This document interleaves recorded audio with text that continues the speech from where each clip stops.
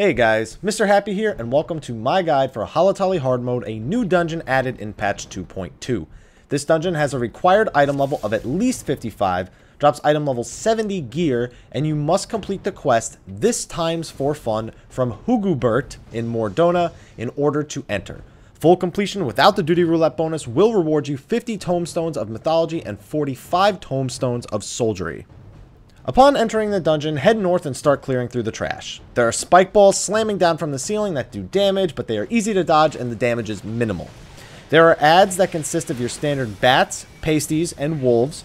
You'll have to kill 4 mammoths across these trash pulls as well. They don't do much. They throw some pebbles at you and do a small AoE around them. Nothing significant. Clear through the trash until you reach the first boss. The first boss is named Pyrakmon, some cheap Digimon knockoff I'm going to assume.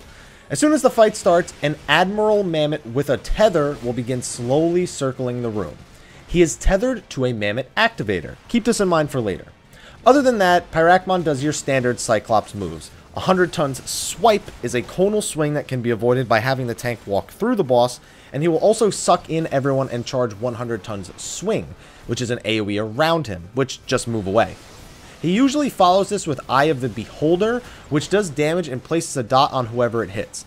It can be avoided by getting close to the boss or being behind him. So basically you want to run out for 100 ton swing and then run back in order to avoid Eye of the Beholder. His main mechanic is 1000 ton swing, which will hit the entire room for massive AoE damage. To counter this, activate the Mammoth activator, then go stand next to the Mammoth before he finishes casting. This will give you a mana wall to absorb the hit, mitigating it entirely.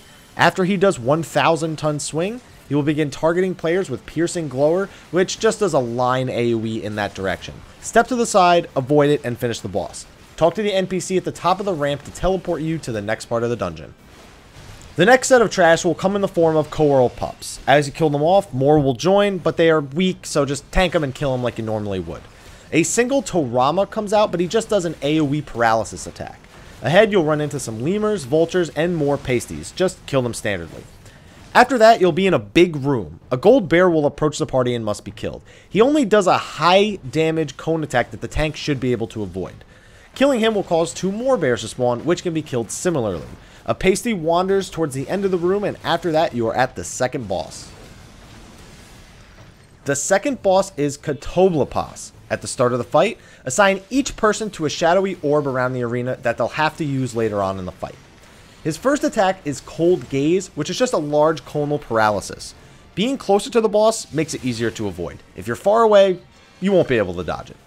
He also has Jetatura, which spawns a giant AoE under a player. And as the boss's HP lowers, he will cast it under more players. If it hits, it does high AoE damage and gives you a debuff that increases your damage taken. His big attack is Demon Gaze. When he begins casting Demon Gaze, everybody needs to touch their respective orb. This orb will blind you, which can be removed by Asuna, but it prevents Demon Gaze from doing anything to you. If it does hit you, you will become unable to do anything while it's on you, and you will take increased damage. He follows this up with Jetatura, so it can kill a lesser geared group very easily. This also spawns a Tainted Eye on the boss, which will cause him to spam Bestial Roar every few seconds until it's killed. Bestial Roar does AoE damage and gives everyone a stacking debuff that increases damage taken. Just repeat the above mechanics over until he's dead and talk to the next NPC to move on to the final stage. The trash on the way to the final boss consists of some wolves and NPCs. The Lancer NPCs will do a giant cross AoE that does high damage, the Conjurer will spam stone, and I'm assuming he cures you if you'll let him. A Gladiator who does Spirits Without and in Spirit, which can be stunned, archers that shoot the group, and a Marauder who can overpower, Holmgang, and Iron Tempest. He usually Holmgangs the tank and then does Iron Tempest. After clearing all the trash, you are on the final boss. The first phase of the final boss is a group of powerful NPCs that need to be killed, and each one has their own respective class.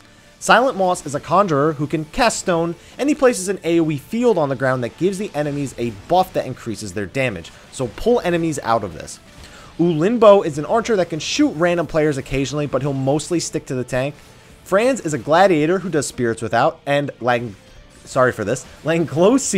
is a lancer who locks onto a player and only attacks them, as well as doing that cross AoE attack. After you kill them, or I believe after a certain amount of time has passed, Mumuepo and Narasimha join the fight. Narasimha is a giant manticore. He spits fireballs at people, he has a tail swipe, and a hard-hitting single target attack. He also has a very large AoE heat breath, which can just be avoided by sidestepping it. He also has less HP than Mumuepo, so you may want to consider killing him first. Mumuepo casts fire on the tank and occasionally casts standstill, which renders 2 people immobile and spawns a Tai's Scepter. At the same time, he will also start casting Tai's Fury on one of the immobile players, which will deal massive AoE damage if it hits. One of the untrapped players must touch the scepter to free the immobile players so that they can move out of Tai's Fury. Do all of this, and you have yourself a win. Hopefully you enjoyed this video. If you did, please like, favorite, subscribe, and share for more Final Fantasy XIV guides. Also, be sure to check out the rest of the videos on my channel in case there's anything else there that you'd like. Be sure to like me on Facebook and follow me on Twitter for regular updates about when I'm posting videos, or if you just want to pick my brain with a question or two. Also, feel free to follow me on Twitch, where I will be live streaming Final Fantasy XIV, as well as several other games, but Final Fantasy XIV, as soon as a few days, maybe a week or so has gone by, I will be streaming some of the stuff from patch 2.2. But anyway, guys, thank you for watching, and until next time, take care.